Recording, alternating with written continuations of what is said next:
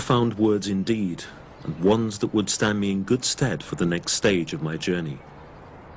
For I was about to come across one of the most extraordinary human beings I'd ever encountered, a religious convert with true fire in his soul. This is Brooklyn-born Joseph Cohen.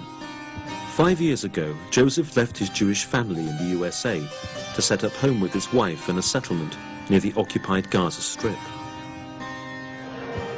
Joseph was a fervent and regular visitor to the Wailing Wall and has conceded in interviews that he would, quote, "come most days and knock my head against the wall." One night, Joseph was checking out a religious website. His life was about to change forever. I was in a chat room, and a man came in, and many of the quote-unquote Israelis were finding him offensive. But the truth is, he was speaking the haqq, he was saying truth. And I spoke to this guy the whole night, and I couldn't sidetrack him. You know, as a Jew, you learn to try to be cunning, and how to push the people in your direction. I couldn't push this guy anywhere. He was hard as a rock. Is there one overarching idea in Islam that really appealed to you, that actually sealed your conversion? The central idea would be that the one perfect God that is flawless, and one deen, one religion, a perfect religion for all mankind, not just a special board of directors or their own country club, for everyone.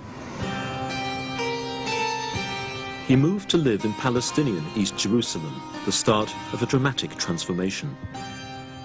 Joseph became Yusuf el-Khattab. His wife and 4 children all changed their names and their faith. His Jewish family, back in the States, not exactly bowled over. What are your present state of relations with the family? Talaq, broken. Does that sadden you?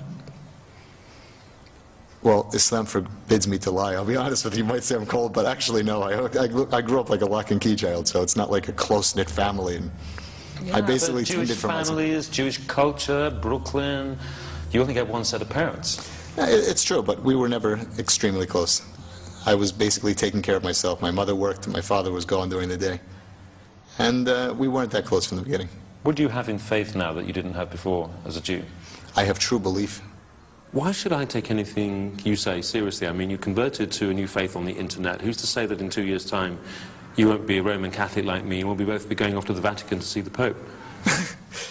We should go to the Vatican. I have a duty to go there to give a message of Islam to the Pope too. But you have to understand something. What would happen to you if you renounced your I would be Islamic killed, faith? and this is one of the miracles of Islam. Why should you be killed? Why? Because it's clear in the Quran. There's no belief after disbelief. You can't go in and out. And every Muslim is warned this before they take Shahada. Is this when people say sometimes the only way out of Islam is death? That's the fact. But still, this is the miracle. It's still the fastest growing religion. Knowing this, people still accept it. Christians, Jews are still accepting Islam. I'm not surprised it's the fastest growing religion in the world when the penalty for leaving Islam is death. Renouncing the message of Islam, the sin of apostasy, is certainly a serious business, but many moderate Muslims would balk at Yusuf's views on the death sentence. Their view is that faith is a matter of personal assent, and point to one of the Quran's most celebrated texts to make their point. Surah 2, verse 256, there is no compulsion in religion.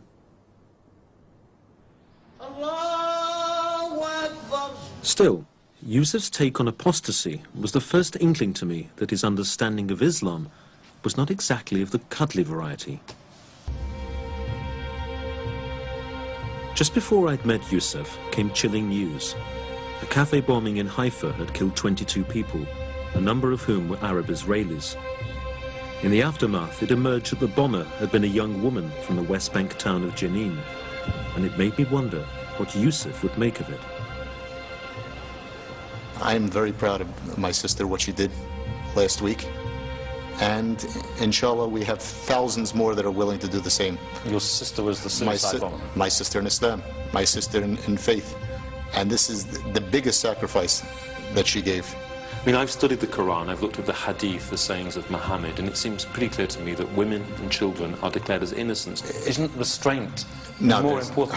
Who has more restraint than the Palestinians? I mean, it's almost a joke that somebody like the Jews or the Christians can come to us here and tell the Muslims that you have to have restraint after being beat up by guard points, after having me called filthy words in front of my kids, after being beat up, after being taken out of my house in the middle of the night in front of my kids, and they tell me to have restraint.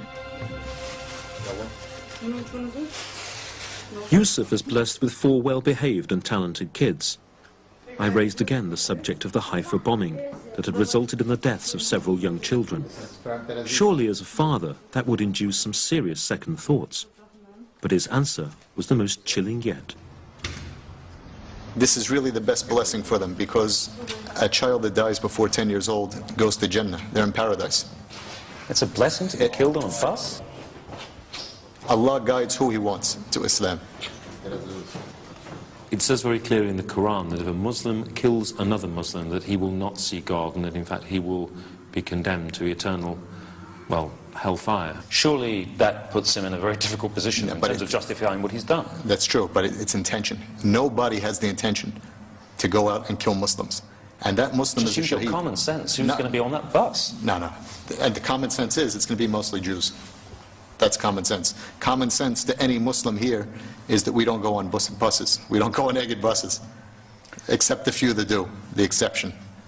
Do you believe in the concept of the innocent civilian in the State of Israel? Absolutely not. There is no innocent civilian. Every one of them goes in the army. Every one of them votes for a government that oppresses. So there is no compromise. We have nothing to offer them. What can we give them? Both he and I claim belief in God, yet it seemed we were living on different theological planets.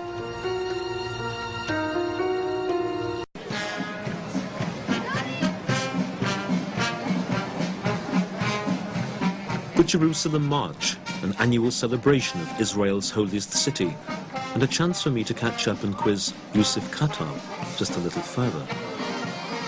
I could sense his discomfort as visitors from all over the world, many of them American Christian fundamentalists, descended to declare support for the state of Israel. They're not exactly shrinking violets. Thank you for being Israelis. It's because the prophet Zechariah said the children will be playing on the streets again that we in Canada know that He is the God of Abraham, Isaac, and Jacob, and He loves you and we love you. God bless you. This whole scene seemed to speak to Yusuf of the impending menace posed to Islam by the USA and Europe. In Europe, we see that they're trying to make the euro just took over, and soon they're going to have a constitution, and Europe is going to be just like America. It's going to be the United States of Europe, and it's going to push this way. Now Turkey. Now they're trying to push Turkey into it. You understand? Once it gets to Turkey, it's going to be the United States of the Middle East and Asia. Now, if they became Muslims, it would be fantastic. We don't care.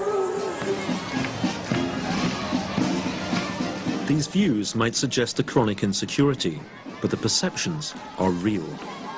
Perhaps he seems an isolated case, but this view is far from uncommon in political Islam, whether we in the West like it or not.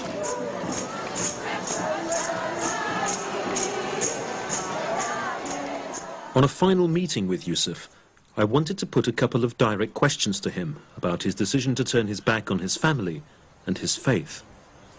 Is this an act of self-hatred? I mean, turning your back on the past, you have no links with parents and family anymore. People could interpret this conversion as simply a way of almost reinventing yourself.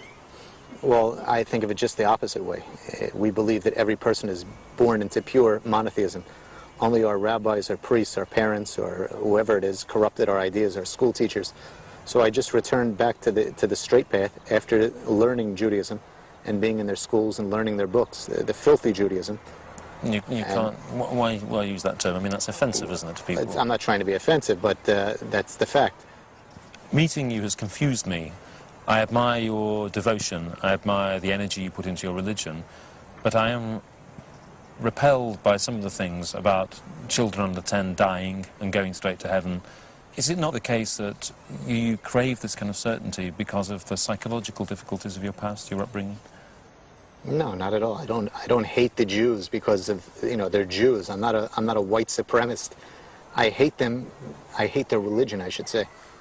And because of this, we have a duty as Muslims, and because we have the haqq, to fight munkar is the word in Arabic, which means evil deeds in any way, whether it's interest banking, whether it's pornography, whether it's money laundering on 47th Street Diamond District. This is our duty to enforce, and we will enforce it, whether George Bush or Tony Blair like this or not. This is our obligation to do. I wonder what you might think of me privately as a Roman Catholic. You know religiously what I believe. I mean, we have ahlak and adab, we have manners in Islam, but you have to know the truth of what we say. But I'm a lost soul. You're not lost because you're still alive. But I've got a few years to find myself. Who says a few years? Maybe you'll die in 30 seconds, as will I. We should all die in a state of Islam. Is Islam going to take over the world eventually? Will it be the world religion? Is this inevitable? Inshallah, we're hoping so. But do you believe that will happen? Eventually that will be it. There will be no choice in the end.